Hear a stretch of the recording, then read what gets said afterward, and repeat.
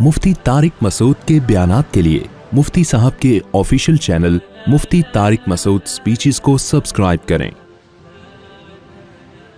मैं यहाँ से जल्दी से बात को समेट के ख़त्म करता हूँ। तो अल्लाह ने हमें क्यों आजमाया? अल्लाह हमें देखेगा अच्छा कौन है, और जाहिर है आजमाइश के बाद अगर रिजल्ट ना हो तो उस एग्ज़ाम का कोई फ़ायदा नहीं होता। आप एग्जामिनेशन हॉल में बैठे थे, पेपर आया, आपने कहा सर रिजल्ट कब अनाउंस होगा? कह रहे हैं इस दफ़ा इंतज़ामिया ने फैसला किया रिजल्ट अनाउंस ही नहीं होगा। उसी वक्त आप पेपर फाड़ के निकल जाओगे ना बाहर, क्या ख्याल है? तो अल्लाह भी कह रहे हैं मैं तुम्हें एग्जामिनेशन हॉल में भेजा है दुनिया में ताकि मैं देखूं कौन अच्छा और कौन बुरा। तो यकीनन इसकी अलामत है कि एक दिन होगा जिसमें हमें हिसाब भी देना पड़ेगा, जिसमें उसको अच्छे लोगों को बदला मिलेगा जन्नत की सूरत में, बुरे लोगों को अजाब की सूरत में सजा मिलेगी। तो मैं जो बात कर रहा था कि अच्छे की डेफिनेशन भी वो है जो अल्लाह ने की है। अच्छे की डेफिनेशन आपने गोरे से नहीं पूछनी, उसके यहाँ बहुत सारी चीजें अच्छे की डेफिनेशन से निकल, उनमें जो समझदार लोग हैं वो तो आ रहे हैं मजहब की तरफ, वो आवाज उठा रहे हैं इस पे कि इस्लाम की तरफ आना चाहिए। इस पे मुस्तकिल इंशाल्लाह मैं बयान करूंगा किसी वक्त। तो वो बहुत से आपकी तरफ आ रहे हैं और आप क्या कर रहे हो? उसी कल्चर की तरफ। वो बेजार हैं, ये होमोसेक्सुअलिटी वगैरह के नारों से वो खुद बेजार हैं, वो मजबूर होकर कर रहे हैं सब कुछ, वो खुश नहीं है। आपको पता है यूके में जब ये कानून पास होने लगा था होमोसेक्सुअलिटी से मुताल्लिक, वहां की असेंबली का एक मेंबर था, गैर मुस्लिम था, उसने कहा कि आज मुझे एहसास हो रहा है काश हमारा मजहब इस्लाम होता। हमारा मजहब क्या होता? इस्लाम, ताकि इस बुरे और गलीज कानून को हम अपने कंट्री में पास ना होने देते। लेकिन कोई मजहब नहीं है तो अकल से हम कैसे इसके खिलाफ आवाज उठाएं? अकल थोड़ी हर जगह इंसान को गाइड करती है। तो मेरे भाई, मैं और आपको अल्लाह ने पैदा किया है आजमाइश के लिए। अल्लाह देखना चाहता है तुम में अच्छा कौन है और बुरा कौन, और अच्छे और बुरे को डिफाइन किसने किया है? अल्लाह ने। तो मैं मुख्तसर में अच्छे की कुछ डेफिनेशन, इस्लाम किसे अच्छा कहता है वो बयान कर देता हूँ। 4 से 5 मिनट लूँगा इंशाल्लाह। कुरान ने हमें बताया कि, और ये तमाम आसमानी मज़ाहिब एक ही बात करते हैं, यहूदी भी ईसाई भी, कि देखो 2 किस्म के हुकूक अदा कर लो तो अल्लाह की नज़र में तुम क्या कहलाओगे? अच्छे। एक खालिक जिसने तुम्हें पैदा किया, और एक मखलूक जिसके साथ तुम सुबह शाम रहते हो। मखलूक में जानवर भी हैं, इंसान भी हैं, गैर मुस्लिम भी हैं, मुस्लिम भी हैं। उनके हुकूक पहचानो और अदा करो। हुकूक भी खुद मुतय्यन नहीं करने हैं, समझ रहे हैं? हुकूक खुद नहीं मुतय्यन करने हैं। गोरा बूढ़े माँ बाप को ओल्ड हाउस में जमा कराता है, वो कहता है माँ बाप का हक है ही नहीं कि आप उनको घर में रखें। कोई बात नहीं, जब गवर्नमेंट ने उनके लिए अच्छे इदारे बना दिए। तो अल्लाह गोरे की इस बात को मानने के लिए तैयार नहीं। अल्लाह कहते हैं ना ना ना। नबी सल्लल्लाहु अलैहि वसल्लम ने फरमाया उस पर अल्लाह की लानत हो जिसको बूढ़े माँ बाप मिले और उसने खिदमत करके जन्नत अपने ऊपर वाजिब ना कर ली हो। तो वो तो कुरान कह रहा है खुद खिदमत करो, ये किसी ईदी सेंटर के हवाले मत करो, किसी ट्रस्ट के हवाले मत करो इनको। तो अच्छा वो है जिसकी, मैंने अर्ज किया कि जो खालिक के हुकूक भी अदा करे और मखलूक के। उस कल्चर में खालिक को भी उन्होंने डिक्शनरी से निकाल दी। अक्सर आपने एक नारा सुना होगा कि जी इंसानियत पहले है और मजहब बाद में। इसके पीछे खतरनाक मकासद हैं। होना ये चाहिए कि खालिक और मखलूक का रिश्ता पहले और मखलूक का आपस में रिश्ता बाद में। समझा पा रहा हूँ? माँ बाप का रिश्ता औलाद के साथ पहले है, औलाद यानी बहन भाइयों का आपस में रिश्ता माँ बाप के बाद है। तो जिसने बनाया है वो पहले है, बल्कि मखलूक का आपस में रिश्ता भी खुदा के कहने से अदा हो रहा है, वो और स्ट्रॉन्ग रिश्ता बन जाता है अगर हम खालिक को मानते हैं। तो खालिक के हुकूक क्या हैं? सबसे पहला हक यह है कि उसके वजूद को माना जाए।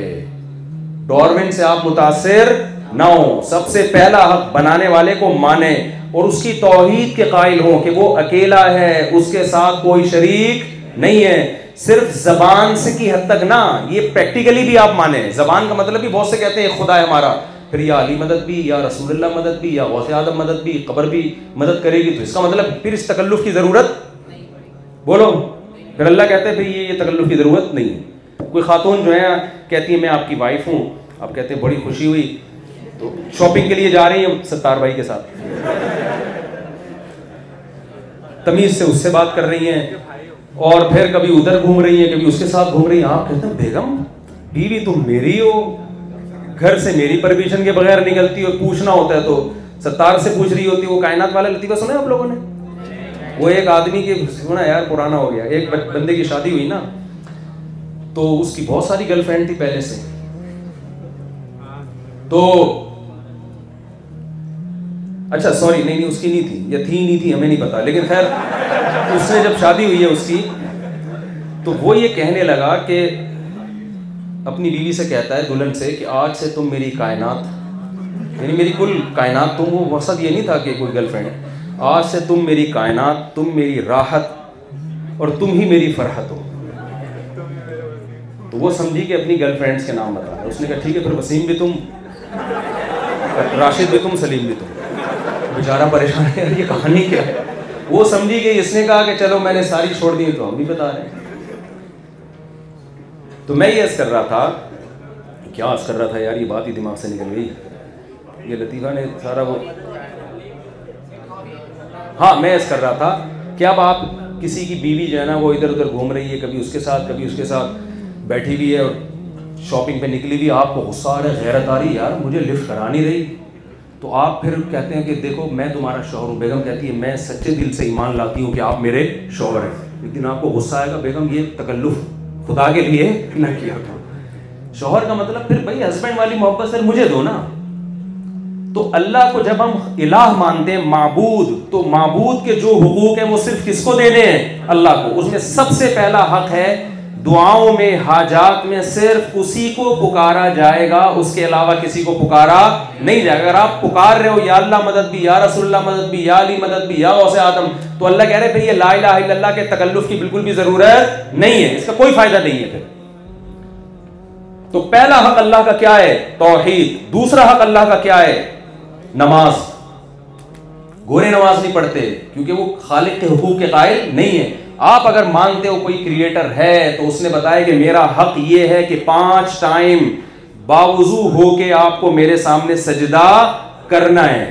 سمجھ میں آ رہی ہے کہ نہیں آ رہی ہے؟ تو پابندی کریں، کسی قیمت پہ ہم نے انشاءاللہ نماز نہیں چھوڑنی ہے. پھر اس کا حق ہے کہ سال میں 1 مرتبہ رمضان کا جب مہینہ آئے گا تو میری خاطر آپ نے 12 13 14 گھنٹے بھوک اور پیاس کو برداشت کرنا ہے، چاہے آپ کا کل پیپر ہو یا پیپر نہ ہو. صرف 2 لوگوں کو اجازت دی ہے، مسافر اور بیمار کو.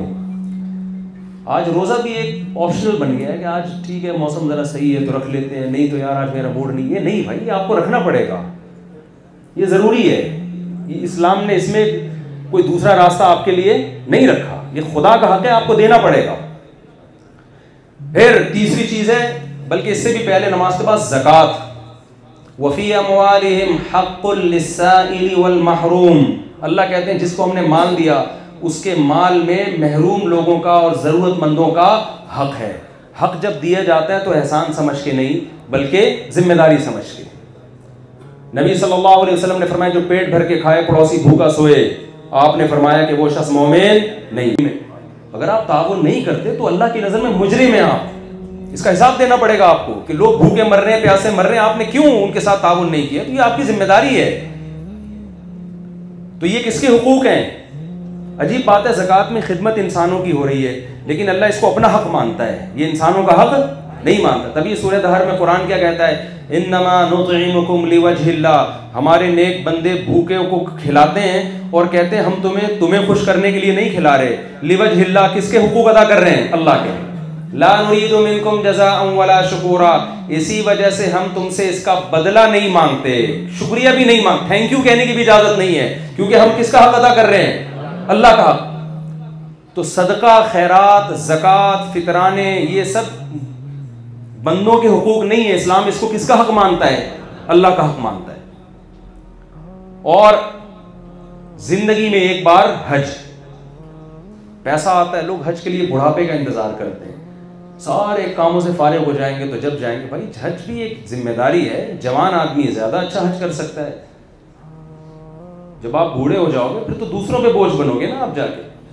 تو یہ بیسک موٹے موٹے حقوق ہیں، اور بھی ہیں لیکن یہ بیسک.